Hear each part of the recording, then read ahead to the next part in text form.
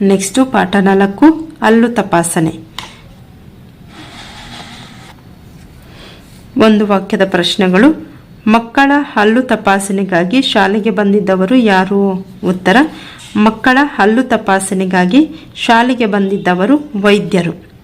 2. ಏನನ್ನು ತಿಂದ ಹಲ್ಲನ್ನು ವೈದ್ಯರು ತೆರೆದು ನೋಡಿದರು? ಉತ್ತರ: ತಿನಿಸನ್ನು ತಿಂದ ಎಲ್ಲರ ಹಲ್ಲನ್ನು ವೈದ್ಯರು ತೆರೆದು ನೋಡಿದರು. ವೈದ್ಯರು ಮಕ್ಕಳ ಒಸಡಿನಲ್ಲಿ ಏನನ್ನು ಕಂಡರು? ಉತ್ತರ: ವೈದ್ಯರು ಮಕ್ಕಳ ಒಸಡಿನಲ್ಲಿ ರಕ್ತ ಮತ್ತು ವಾಸನೆ ಕಂಡರು. 4. ವೈದ್ಯರ ಹಲ್ಲುಗಳು ಹೇಗೆ ಹೊಳೆಯುತ್ತಲಿದ್ದವು? ಉತ್ತರ: ವೈದ್ಯರ ಹಲ್ಲುಗಳು ಲಕಲಕನೆ ಹೊಳೆಯುತ್ತಿದ್ದವು. ನೆಕ್ಸ್ಟು 2-3 ವಾಕ್ಯದ ಪ್ರಶ್ನೋತ್ತರಗಳನ್ನು ನೋಡೋಣ. ಒಂದನೇ ಪ್ರಶ್ನೆ. ವೈದ್ಯರಿಗೆ ಮಕ್ಕಳ ಜೇಬಿನಿಂದ ಏನೆಲ್ಲ ಸಿಕ್ಕಿದವು? ಉತ್ತರ: ವೈದ್ಯರಿಗೆ ಮಕ್ಕಳ ಜೇಬಿನಿಂದ ಚಾಕೊಲೇಟು, ಪುಟಾಣಿ ಮಿಠಾಯಿ, ಬೆಂಡು ಬತ್ತಾಸು ಮತ್ತು ಕಡಲೆ ಶೇಂಗಾ ಸಿಕ್ಕಿದವು. 2ನೇ ಪ್ರಶ್ನೆ. ಮಕ್ಕಳ ಹಲ್ಲುಗಳು ಹೊಸಡುಗಳು ಹೇಗಿದ್ದವು? ಉತ್ತರ: ಮಕ್ಕಳ ಹಲ್ಲುಗಳಲ್ಲಿ ಉಳುಕು, ಒಸಡಿನಲ್ಲಿ ರಕ್ತ ಮತ್ತು ವಾಸನೆಗಳಿದ್ದವು. ನೆಕ್ಸ್ಟ್ ಪದ್ಯವನ್ನು ಪೂರ್ಣಗೊಳಿಸಿ ಅಂತ ಕೇಳಿದರೆ, ವೈದ್ಯರು ಬಂದರು ಶಾಲೆಯ ಒಳಗೆ, ಮಕ್ಕಳ ಹಲ್ಲು ತಪಾಸಣೆಗೆ, ಹಲ್ಲಿಗೆ ಹುಳುಕು, ಒಸಡಿಗೆ ರಕ್ತ, ವಾಸನೆ ಇದ್ದವು ಅವುಗಳಲ್ಲಿ. ನೆಕ್ಸ್ಟು ಮಾದರಿಯಂತೆ ವಚನ ಬದಲಿಸಿ ಅಂತ ಕೇಳಿದರೆ, ಏಕವಚನ ಇರೋದನ್ನ ಬಹುವಚನ ಮಾಡಬೇಕು, ಗಳು ಸೇರಿಸಿ. ಶಾಲೆ ಶಾಲೆಗಳು, ತಿನಿಸು ತಿನಿಸುಗಳು, ಹಲ್ಲು ಹಲ್ಲುಗಳು, ಜೇಬು ಜೇಬುಗಳು, ಮಿಠಾಯಿ ಮಿಠಾಯಿಗಳು, ಒಸಡು ಒಸಡುಗಳು, ಚೆಂಡು ಚೆಂಡುಗಳು. ಮಾದರಿಯಂತೆ ಬದಲಾಯಿಸಿ ಬರೆಯಿರಿ ಅಂತ ಕೇಳಿದರೆ, ಮಾದರಿ ಬಂದರು ಬರಲಿಲ್ಲ. ಇಲ್ಲಿ ಬಂದರು ಅನ್ನೋದನ್ನ ನಾವು ವಿರುದ್ಧ ಪದದಲ್ಲಿ ಬರಲಿಲ್ಲ ಅಂತ ಬರೆದು ಕೊಟ್ಟಿದ್ದಾರೆ ಇಲ್ಲಿ. ಅದೇ ರೀತಿಯಾಗಿ ನಾವು ಕೂಡ ಇಲ್ಲಿ ಬರೀಬೇಕು. ನೋಡಿದರು ನೋಡಲಿಲ್ಲ, ತಿಂದರು ತಿನ್ನಲಿಲ್ಲ, ಹುಡುಕಿದರು ಹುಡುಕಲಿಲ್ಲ. ನೆಕ್ಸ್ಟು ಕೆಳಗಿನ ಪದಗಳನ್ನು ಕೂಡಿಸಿ ಬರೆಯಿರಿ ಅಂತ ಕೇಳಿದರೆ, ಏನು ಪ್ಲಸ್ ಉಂಟು ಏನುಂಟು, ಉಂಟು ಪ್ಲಸ್ ಎಂದು ಉಂಟೆಂದು, ಮತ್ತೆ ಪ್ಲಸ್ ಒಬ್ಬ ಮತ್ತೊಬ್ಬ, ಇನ್ನು ಪ್ಲಸ್ ಒಬ್ಬ ಇನ್ನೊಬ್ಬ. ನೆಕ್ಸ್ಟು ಕೆಳಗಿನ ಪದಗಳನ್ನು ಓದಿ ಅವುಗಳಿಗಿರುವ ನಾನಾರ್ಥಕ ಪದಗಳನ್ನು ಬರೀಬೇಕು. ನಾನಾರ್ಥಕ ಅಂದರೆ ಪದ ಒಂದೇ, ಅರ್ಥ ಬೇರೆ ಬೇರೆ. ನೋಡಿ, ಆಡು ಅಂದರೆ ಮೇಕೆ ಅಥವಾ ಕ್ರೀಡೆಯಲ್ಲಿ ತೊಡಗು, 2 ಅರ್ಥಗಳು ನಮಗೆ ಸಿಗುತ್ತೆ. ಪದ ಒಂದೇನೆ, ಅದರ ಅರ್ಥ ನೋಡಿದ್ರೆ ನಮಗೆ 2 ಸಿಗುತ್ತೆ. ಆಡು ಅಂದರೆ ಮೇಕೆನೂ ಆಗುತ್ತೆ, ಕ್ರೀಡೆಯಲ್ಲಿ ತೊಡಗು ಅನ್ನೋ ಅರ್ಥ ಕೂಡ ಸಮಯಕ್ಕೆ ಸಂದರ್ಭಕ್ಕೆ ತಕ್ಕಂತೆ ಆಗುತ್ತೆ. ಮೊದಲನೇದು ಹೊಳೆ, ನದಿ, ಮಿನುಗು, ಗೋಚರಿಸು. ತೆರೆ, ಪರದೆ, ನೀರಿನ ಅಲೆಗಳು, ಸುಕ್ಕು. ಕೆಳಗಿನ ಪದಗಳ ಸರಿಯಾದ ರೂಪ ಬರೆಯಿರಿ. ನೋಡಿ, ಇಲ್ಲಿ ಹೊಳೆಯುವುದು ಅಂದರೆ ನದಿ, ಹೊಳೆಗೆ ನದಿ ಅಂತ ಕರಿತೀವಿ. ಅದೇ ರೀತಿ ಹೊಳೆಯುವುದು ಅಂದರೆ ಮಿನುಗುವುದು ಅಂತ ಹೇಳ್ತೀವಿ. ಹೊಳೆ ಅಂದರೆ ಗೋಚರಿಸು ಅಂತ ಕೂಡ ಹೇಳ್ತೀವಿ. ಅದೇ ರೀತಿಯಾಗಿ ತೆರೆ ಅಂದರೆ ಪರದೆ ಅಥವಾ ನೀರಿನ ಅಲೆಗಳು, ತೆರೆ ಅಂದರೆ ಸುಕ್ಕು ಅನ್ನೋ ಅರ್ಥ ಕೂಡ ಕೊಡುತ್ತೆ. ನೆಕ್ಸ್ಟು ಪದಗಳ ಸರಿಯಾದ ರೂಪ ಬರೆಯಿರಿ ಅಂತ ಕೇಳಿದರೆ, ಹಲ್ಲು ಇದು ತಪ್ಪು, ಹಲ್ಲು ಅನ್ನೋದು ಕರೆಕ್ಟ್ ಆಗಿರೋಂತಹ ಪದ ಸ್ಪೆಲ್ಲಿಂಗಲ್ಲಿ. ಒಸಡು ಇದು ಕರೆಕ್ಟು, ಇದು ರಾಂಗು. ಒಬ್ಬನು ಇದು ಕರೆಕ್ಟು, ಒಬ್ಬನು ಅನ್ನೋದು ಇದು ರಾಂಗು. ಒಳಗೆ ಅನ್ನೋದು ಇದು ಕರೆಕ್ಟು, ಒಳಗೆ ಅಲ್ಲ ಒಳಗೆ. ನೆಕ್ಸ್ಟು ಭಾಷಾ ಚಟುವಟಿಕೆಯನ್ನು ಕೊಟ್ಟಿದ್ದಾರೆ. ಕೆಳಗಿನ ಚಿತ್ರಗಳನ್ನು ನೋಡಿ ಅದರ ಹೆಸರನ್ನು ಬರೆಯಿರಿ ಅಂತ ಕೇಳಿದ್ದಾರೆ. ನೋಡಿ, ಮೊದಲನೇ ಚಿತ್ರ ಏನಿದೆ, ಸಿಹಿ ತಿನಿಸು. ಮೊದಲನೇ ಚಿತ್ರ ಏನಿದೆ, ಸಿಹಿ ತಿನಿಸು. 2ನೇ ಚಿತ್ರ ಗಣಕಯಂತ್ರ. 3ನೇ ಚಿತ್ರ ರೈತ. 4ನೇ ಚಿತ್ರ ನಾಯಿ. ನೆಕ್ಸ್ಟು ಸುಳಿವು ಅನುಸರಿಸಿ ಘಟನೆಗಳನ್ನು ಪೂರ್ಣಗೊಳಿಸಿ ಅಂತ ಕೇಳಿದರೆ, ಶಾಲೆಯಿಂದ ಡ್ಯಾಶ್ ಅಂದರೆ ಶಾಲೆಯಿಂದ ಮನೆಗೆ ಬರುವಾಗ ರಸ್ತೆಯಲ್ಲಿ ಒಂದು ಅಪಘಾತ ಆಗಿದ್ದನ್ನು ನೋಡಿದೆ. ತರಕಾರಿಯವನ ತಳ್ಳುಗಾಡಿಗೆ ಕಾರಿನಲ್ಲಿ ಹೋಗುತ್ತಿದ್ದವನು ಡಿಕ್ಕಿ ಹೊಡೆದ. ಆಗ ಗಾಡಿಯಲ್ಲಿದ್ದ ತರಕಾರಿ ಕೆಳಗೆ ಚೆಲ್ಲಾಪಿಲ್ಲಿಯಾಗಿ ಬಿತ್ತು. ನಾನು ಮತ್ತು ನನ್ನ ಸ್ನೇಹಿತರು ಸೇರಿ ಎಲ್ಲ ಆರಿಸಿಕೊಟ್ಟೆವು. ಆಗ ತರಕಾರಿಯವ ನಮಗೆ ಡ್ಯಾಶ್ ಹೇಳಿದ, ಧನ್ಯವಾದ ಹೇಳಿದ. ನೆಕ್ಸ್ಟು ಪಾಠ 5 ಕಾಗೆಗಳೆಷ್ಟು. ಅಭ್ಯಾಸ, ಬಿಟ್ಟಿರುವ ಪದಗಳನ್ನು ಸರಿಯಾಗಿ ತುಂಬಿರಿ ಅಂತ ಕೇಳಿದರೆ, ಅಕ್ಬರ್ ಬಾದಶಾಹನು ಮಂತ್ರಿಗಳ ಡ್ಯಾಶ್ ಪರೀಕ್ಷಿಸುತ್ತಿದ್ದನು, ಬುದ್ಧಿವಂತಿಕೆ. 2. ದೆಹಲಿಯಲ್ಲಿ ಈಗ ಡ್ಯಾಶ್ ಕಾಗೆಗಳಿರಬಹುದು, ಎಷ್ಟು? 3. ಬೀರಬಲ ನನಗೆ ಡ್ಯಾಶ್ ದಿನಗಳ ಕಾಲಾವಕಾಶ ಬೇಕು ಎಂದು ಕೇಳಿದ, 3. 4. ಮಂತ್ರಿಗಳು ಬೀರಬಲನ ಜಾಣ್ಮೆಯ ಉತ್ತರಕ್ಕೆ ಡ್ಯಾಶ್ ಎಂದರು, ಶಹಬಾಷ್ ಎಂದರು. ನೆಕ್ಸ್ಟು ಒಂದು ವಾಕ್ಯದಲ್ಲಿ ಉತ್ತರಿಸಿ. ಪ್ರಶ್ನೆ 1. ಅಕ್ಬರನ ಒಡ್ಡೋಲಗ ನಡೆಯುವಾಗ ಒಳಗೆ ಹಾರಿ ಬಂದ ಪಕ್ಷಿಗಳು ಯಾವ್ಯಾವು? ಉತ್ತರ: ಅಕ್ಬರನ ಒಡ್ಡೋಲಗ ನಡೆಯುವಾಗ ಒಳಗೆ ಕಾಗೆಗಳು ಹಾರಿ ಬಂದವು. 2. ಕಾಗೆ ಎಣಿಸಲು ಬೀರಬಲ ಎಷ್ಟು ದಿನಗಳ ಕಾಲಾವಕಾಶ ಕೇಳಿದ? ಉತ್ತರ: ಕಾಗೆ ಎಣಿಸಲು ಬೀರಬಲ 3 ದಿನಗಳ ಕಾಲಾವಕಾಶ ಕೇಳಿದ. 3ನೇ ಪ್ರಶ್ನೆ, ಗಣತಿ ಈ ಪದದ ಅರ್ಥವೇನು? ಉತ್ತರ: ಮನುಷ್ಯ, ವಸ್ತು, ಪ್ರಾಣಿಗಳು ಎಷ್ಟಿವೆ ಎಂದು ಲೆಕ್ಕ ಹಾಕುವುದೇ ಗಣತಿ. 4. ಅಕ್ಬರನ ಕಾಗೆಗಳೆಷ್ಟು ಎಂಬ ಪ್ರಶ್ನೆಗೆ ಬೀರಬಲನ ಉತ್ತರವೇನು? ಉತ್ತರ: ನಮ್ಮ ನಗರದಲ್ಲಿ 51,615 ಕಾಗೆಗಳಿವೆ ಎಂದು ಅಕ್ಬರನ ಪ್ರಶ್ನೆಗೆ ಬೀರಬಲನು ಉತ್ತರಿಸಿದನು. 5ನೇ ಪ್ರಶ್ನೆ, ಮಂತ್ರಿಗಳು ಬೀರಬಲನಿಗೆ ಏಕೆ ಶಹಬಾಷ್ ಎಂದರು? ಉತ್ತರ: ಮಂತ್ರಿಗಳು ಬೀರಬಲನ ಜಾಣ್ಮೆಯ ಉತ್ತರಕ್ಕೆ ಶಹಬಾಷ್ ಎಂದರು. ನೆಕ್ಸ್ಟು ಕೆಳಗಿನ ಪ್ರಶ್ನೆಗಳಿಗೆ 2 ಅಥವಾ 3 ವಾಕ್ಯಗಳಲ್ಲಿ ಉತ್ತರಿಸಿರಿ. ಪ್ರಶ್ನೆ 1. ಅಕ್ಬರನು ಪುನಃ ಗಣತಿ ಮಾಡಿದಾಗ ಕಾಗೆಗಳು ಹೆಚ್ಚು ಕಡಿಮೆಯಾದರೆ ಎಂದಾಗ ಬೀರಬಲನು ನೀಡಿದ ಉತ್ತರವೇನು? ಉತ್ತರ: ಕಾಗೆಗಳು ಕಡಿಮೆಯಾದರೆ ಅವುಗಳು ನೆಂಟರ ಊರಿಗೆ ಹೋಗಿದ್ದಾವೆ ಎಂದರ್ಥ. ಒಂದು ವೇಳೆ ಹೆಚ್ಚಾದರೆ ಪರಸ್ಥಳದಲ್ಲಿರುವ ಕಾಗೆಗಳು ನೆಂಟರ ಮನೆಗೆ ಬಂದಿದ್ದಾವೆ ಎಂದು ಅರ್ಥ. 2ನೇ ಪ್ರಶ್ನೆ, ನಿಮಗೆ ಈ ಪ್ರಶ್ನೆಯನ್ನು ಕೇಳಿದ್ದರೆ ನೀವೇನು ಮಾಡುತ್ತಿದ್ದೀರಿ ಮಕ್ಕಳೇ? ಉತ್ತರ: ಕಾಗೆಗಳು ಕಡಿಮೆಯಾದರೆ ಅವುಗಳು ವಲಸೆ ಹೋಗಿದ್ದಾವೆ ಎಂದರ್ಥ. ಒಂದು ವೇಳೆ ಹೆಚ್ಚಾದರೆ ವಲಸೆ ಬಂದಿವೆ ಎಂದು ಅರ್ಥ. ನೆಕ್ಸ್ಟ್ ಭಾಷಾಭ್ಯಾಸ. ಕೆಳಗಿನ ಪದಗಳನ್ನು ಬಳಸಿ ಸ್ವಂತ ವಾಕ್ಯ ರಚಿಸಿ. ಕಾವಲುಗಾರ. ಕಾವಲುಗಾರರು ನಮ್ಮ ಬೀದಿಯಲ್ಲಿ ಕಾವಲು ಕಾಯುತ್ತಾರೆ. ವಿಶ್ರಾಂತಿ. ನಾನು ಆಟ ಆಡಿದ ನಂತರ ವಿಶ್ರಾಂತಿ ಪಡೆಯುತ್ತೇನೆ. ಜಾಣ. ನನ್ನ ಶಿಕ್ಷಕಿ ನನ್ನನ್ನು ಜಾಣನೆಂದು ಹೊಗಳಿದರು.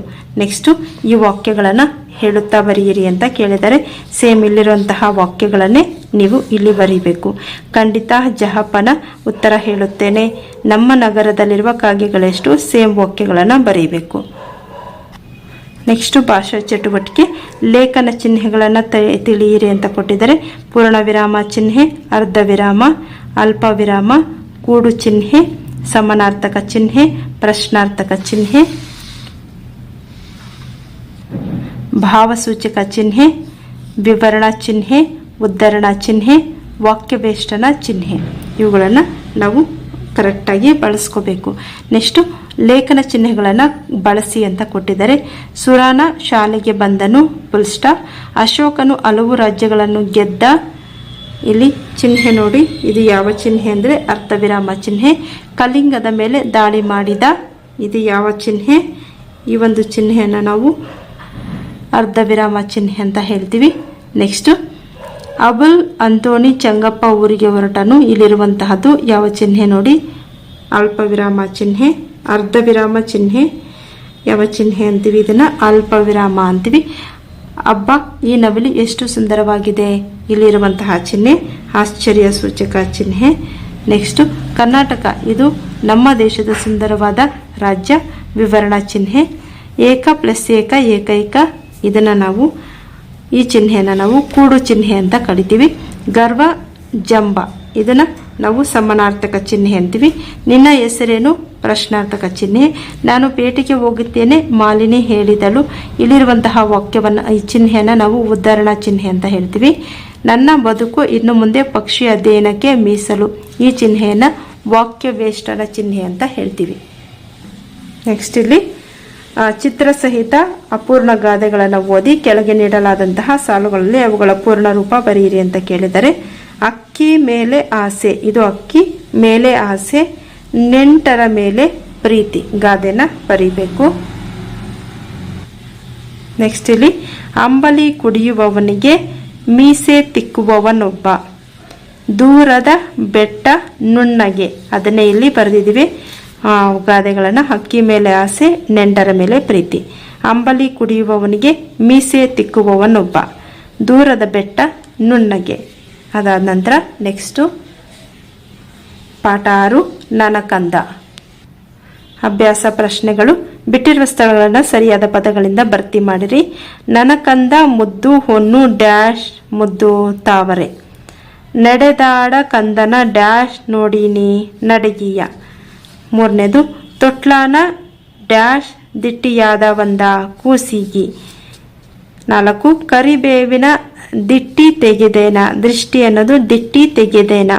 5ನೇದು ಕಂಡದ್ದು ಕನಸಾಗಿ ಡ್ಯಾಶ್ ಸವಿಯಾಗಿ ಉಂಡದ್ದು. ನೆಕ್ಸ್ಟು ಆವರಣದಲ್ಲಿರುವಂತಹ ಅಕ್ಷರಗಳನ್ನು ಸರಿಯಾದ ಅಕ್ಷರವನ್ನು ಆಯ್ಕೆ ಮಾಡಿ ಈ ಒಂದು ಆವರಣವನ್ನು ಪೂರ್ಣಗೊಳಿಸಿ ಅರ್ಥಪೂರ್ಣವಾದಂತಹ ಪದ ರಚಿಸಬೇಕು. ಇಲ್ಲಿ ಆಯ್ಕೆಗಳನ್ನು ಕೊಟ್ಟಿದ್ದಾರೆ. 1ನೇದು ನವಿಲು ಸವಿಯಾಗಿ ಕಿರುಗೆಜ್ಜೆ ಕಂದವ್ವ ಸಡಗರ. ನೆಕ್ಸ್ಟ್ ಹೊಂದಿಸಿ ಬರೆಯಿರಿ. ನೀ ಮುದ್ದು ನನ್ನ ಬಳಗಾಕ. ತೊಟ್ಲಾನ ಕೂಸಿಗಿ ದಿಟ್ಟಿಯಾದ ಒಂದ. ಕರಿಬೇವಿನ ದಿಟ್ಟಿ ತೆಗೆದೇನ. ಕಂದಯ್ಯ ಮಾಡೋ ನಿದ್ದಿಯ. ನೆಕ್ಸ್ಟ್ ಒಂದು ವಾಕ್ಯದಲ್ಲಿ ಉತ್ತರ ಬರೆಯಿರಿ. ಹಣ್ಣುಳ್ಳ ಗಿಡಕ್ಕೆ ಯಾವುದು ಮುದ್ದು? ಉತ್ತರ ಹಣ್ಣುಳ್ಳ ಗಿಡಕ್ಕೆ ಗಿಣಿ ಮುದ್ದು. ಕಂದವ್ವ ಯಾರಿಗೆ ಮುದ್ದು? ಕಂದವ್ವ ಬಳಗಕ ಮುದ್ದು. 3 ತಾಯಿ ಯಾರ ನಡಿಗೆ ನೋಡಿದ್ದೇನೆ ಎನ್ನುತ್ತಾಳೆ? ಉತ್ತರ ತಾಯಿ ಕಂದನ ನಡಿಗೆ ನೋಡಿದ್ದೇನೆ ಎನ್ನುತ್ತಾಳೆ. 4 ಕಿರುಗೆಜ್ಜೆ ಯಾರು ಮಾಡಿಸಿಕೊಟ್ಟದ್ದು?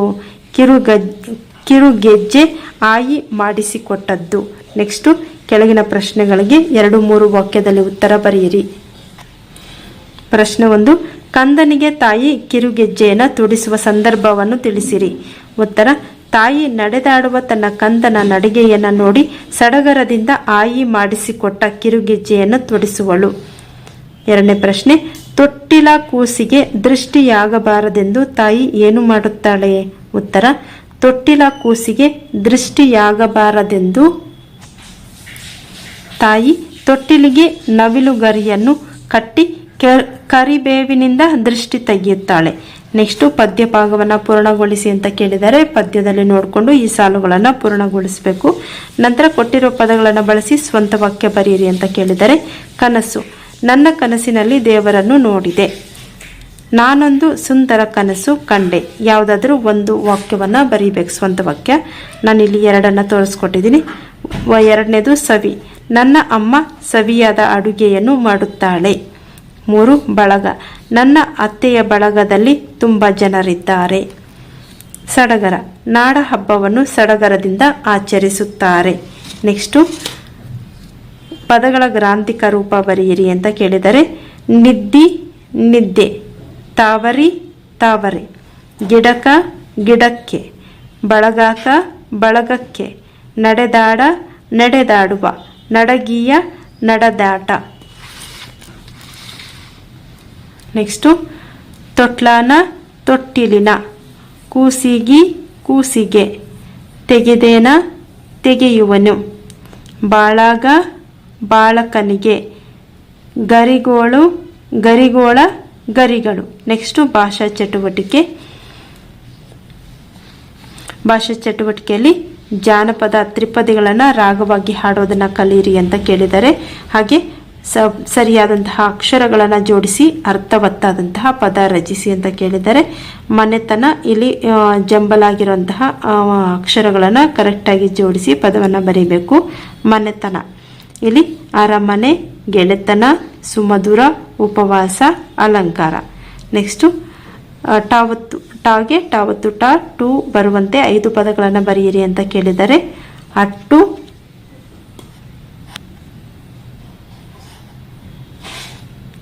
ತಟ್ಟು, ತೊಟ್ಟು, ಪಟ್ಟು, ನೆಟ್ಟು. ಇಲ್ಲಿ 2 ಅಕ್ಷರಗಳನ್ನು ಬಳಸಿ ಪದಗಳನ್ನು ಮಾಡಿದೆ.